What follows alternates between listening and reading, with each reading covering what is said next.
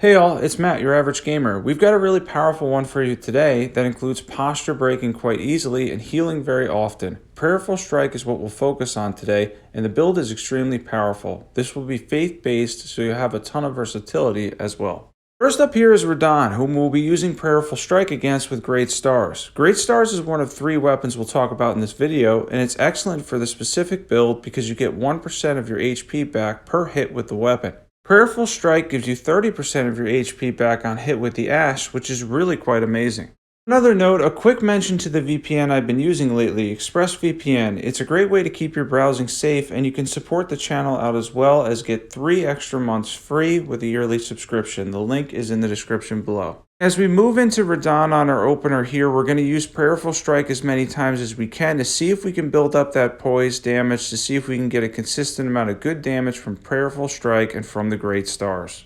As far as the holy resistance on Radahn, which is probably around 40% or so, it's not going to matter that much because Prayerful Strike does enough damage on its own, doing around 2,000 or a couple thousand per each slam of the Ash of War, while healing us for 30% of our total HP. This is really quite good when you're combining the use of both posture damage, poise damage in combination with the ability to heal. It makes for a very powerful build, and to be honest, a lot of bosses are going to be easy with a setup like this, where you can even often trade hits because you're getting health back so frequently. You're going to see here, the main thing I like doing in this spot is rushing towards Radahn after the meteor hits because he's going to have to set up in most cases for phase 2, and it gives us a little bit of a window to get some hits in with Prayerful Strike. That's the goal here, to see if we can just build up that poise, getting good damage, and take advantage of this build in its entirety because it's a really powerful build. You're going to see here we end up getting a posture break on Radahn, and this character is currently on journey 5 or 6, so it does take a fair bit to break his posture.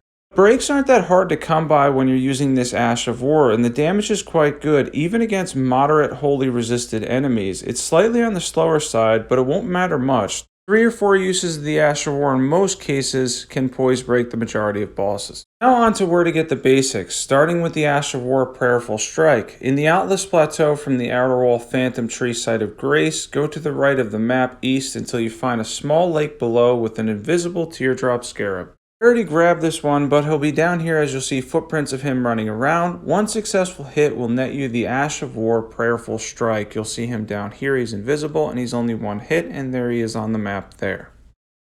This is where to get the Great Mace, a weapon we'll be using as well for this video. It's in the encampment just outside the Grand Lift of Dectus in Liurnia of the Lakes. This isn't too hard of an item to grab, and it's an awesome weapon for Sacred Affinity in which it gets a B in scaling. It's a bit weighty, but it hits extremely hard and is a great complement to the build in Prayerful Strike. In the chest, by the way, that you're going to see on screen, and then I'm going to show you exactly where it is on the map, but when you're outside the Grand Lift of Dectus, if you just go down, you can't really miss this encampment, and that will net you the Great Mace, which is a powerful weapon we'll be using for this build and setup with Prayerful Strike.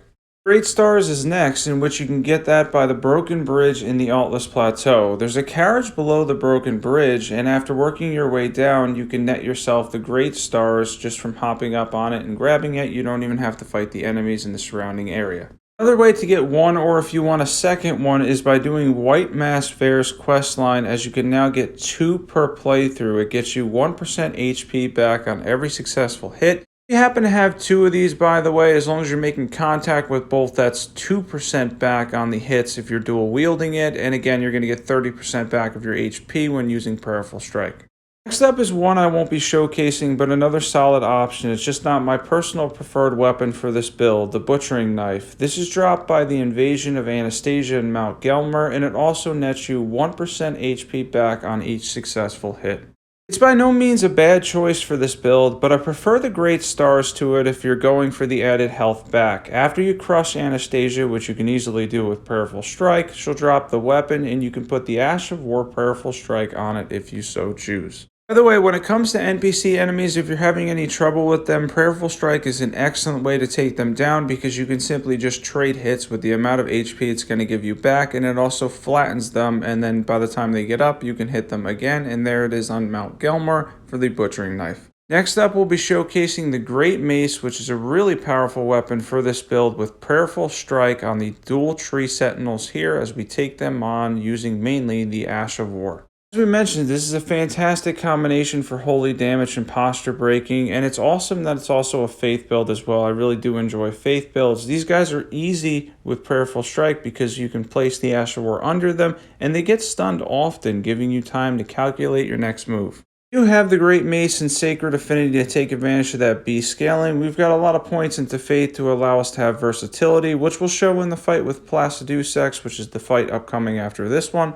When it comes to landing Prayerful Strike, it's got fairly good hyper armor. You can still get knocked out of it, that's for sure, but it's good enough to get your hits in. If you take small amounts of damage, you can easily heal it back as you're getting more healing than you would even from the Blasphemous Blade. Still argue that the Blasphemous Blade is better due to the fire damage and the range it has, but Prayerful Strike is no slouch either, and it certainly does the poise damage part quite well. After taking these two bad guys down, we'll be moving on to talk more about the Ash in combination with the power of faith in Elden Ring. We're going to be mixing some stuff up for the Placidusax fight, and it should be a really fun one.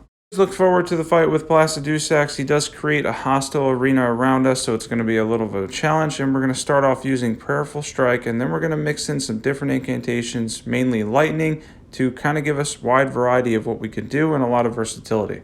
Moving on to Placidusax, we're dealing with a big boss here who has a sometimes rough moveset. The arena is quite hostile, and it makes it more challenging having to watch the lightning strikes in various areas while moving in to make a move. Here we're going to combine two things without changing our build, Prayerful Strike and Ancient Dragon Lightning Strike. These two combined can easily handle this boss. First, after we move in, we'll go for a posture break on Placidusax. This can take some time as he has high posture, but as long as we keep on him with uses of Prayerful Strike Ash of War, he's bound to break eventually. We'll be consistently using Prayerful Strike to try to break him. The main thing here is since posture resets after around 6 seconds, we want to hit him as many times as we can with Prayerful Strike, build it up as much as possible, and see if we can get that break before he goes into phase 2.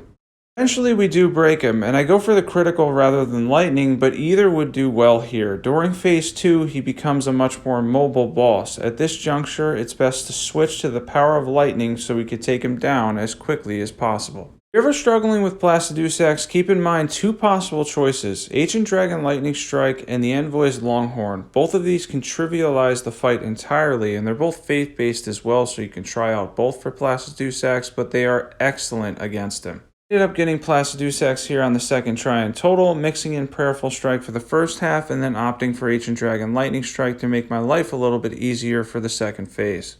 It is truly a great way to handle this boss as he's resistant to slash and bleed a fair bit, fire decently as well. He also has between 26,000 and 38,000 HP depending on what journey you're on. So it's best to get his HP down faster than you would for most larger, bigger bosses, as the hostile arena he creates can beat you quickly if you're stuck fighting him for too long, because obviously he's got the lightning, and then you're going to have to deal with the beams too in a second phase if you get to that point, which are highly damaging. Main thing with the beams when that time comes, the best advice I can give to you is if you're using Ancient Dragon Lightning Strike, you might be able to get him before that point, but if you don't, is just try to stay under him, get close to him as close as possible, and hopefully you can avoid them because they can one-shot a lot of players even with high vigor. We'll move in close here. We're going to cast Ancient Dragon Lightning Strike again on Placidusax. At this point, he'll give us a free shot at him while he's doing the beams, and eventually they go up in the air and it gives you even more time. And down goes Placidusax after a battle with Prayerful Strike and Ancient Dragon Lightning Strike. Next up here is the last boss in here in a clip of the Magma Worm to really show off the power of the posture breaking ability of Prayerful Strike. We're back to using the Great Stars again here, and we managed to posture break this dragon fairly easily. Prayerful Strike is a great way to add posture build up to your faith build, as you can slam down for a good amount of damage along the way while getting around, I guess it does around 40-ish posture damage. I don't know the exact amount, but it is a fairly decent amount. It only takes 3 to 4 for most bosses uses of the Ash of War to get them to break. Even trade some hits, as I've mentioned, with Prayerful Strike. Since you always get your HP back, you're getting 30% back when you use the Ash of War, which is a ton of HP back, and this makes it a little less complicated when you're fighting slower enemies. It allows us to beat up easier bosses, the big bosses like Magma Worm here and such, by getting in those hits and having those windows and opportunities, and then between the breaks and the heal back, the fights are pretty much trivialized using this Ash of War. It's so powerful. Next up is mobs, of which is actually hilarious to use against. Smaller mobs or regular enemies are easily flattened with Prayerful Strike, and you'll have no difficulty crushing them easily with the Great Mace, Great Stars, or Butchering Knife, all solid options to utilize for this build. Keep in mind, you can throw in other incantations too, as we've hit 60 faith, and we'll be going over stats very soon. Everything's timestamped below, by the way. You can go for a strength version of this too if you want to do some weapons in heavy affinity, but I prefer the variety and fun I get from faith builds in this setup. If I haven't mentioned it yet, be sure to subscribe to my channel as we keep it fun and informative as always, and there's now many builds on the channel for you to check out too. The Discord is also in the link below. In the description, if you need help with anything, there's a ton of great people that can help in there. If you're looking to trade stuff too, it's a great place for that. And if you're looking for advice, even for me, just ask me, reach out, and I can help you, especially if you're new at Elden Ring. Definitely be sure to check out the Discord. And after we show one more clip where we flatten some mobs, we're going to go over stats, build, buffs, everything you need to know for this entire build and setup to be really powerful, to have a powerful faith and holy build in Prayerful Strike with the Great Mace, Great Stars, or the Butchering Knife. Let's get into buffs. For buffs, we start with drinking our tier because it's the longest duration. We're going to be drinking the Holy tier. Then we're going to be using Golden Vow. Blessings of the Erdtree goes really well with this build because it's going to give us a lot of HP back in return.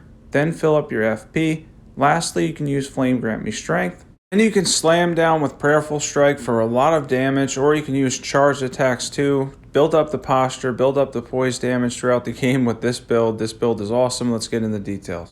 Equipment, we have Sacred Great Stars or Great Mace with Prayerful Strike. We had the Gravelstone Seal, random set of armor on, Shard of Alexander, Ritual Swords Talisman, Sacred Scorpion Charm, Dragoncrest Greatshield Talisman, and then we have the Holy tier, and then you can use something like the Faith or Defense tier. Let's get into stats. Now, as far as stats go, if you're going to do this the way I did this, which was faith-based, you're going to go for 60 faith, put it in Sacred Affinity, and then if you're using something like the Great Mace, you'll get a B in the Sacred Affinity, and you'll get a lot of damage out of it that way. If you go for Heavy Affinity, obviously you would invest in Strength. You're going to get a lot of health back, and as we mentioned, a lot of posture and poise damage with this build. I hope you all enjoyed this one, as I certainly did. This was one I had wanted to do for a while, and it had also been requested a fair bit, and I finally got to it, and it was a lot of fun. It was honestly worth the wait, as Prayerful Strike is really amazing at what it does, and a more close-range melee alternative to the Blasphemous Blade. On the Discord, definitely be sure to join the Discord. It's in the description below. There's over 500 people in there now. It's been awesome. If you need help with anything, or if you're new at Elden Ring, definitely be sure to join that. And if you're not subbed, now's the time to sub. There's a ton of awesome builds on the channel, so definitely hit that subscribe button. Thanks for watching, and as always, I will catch you guys there.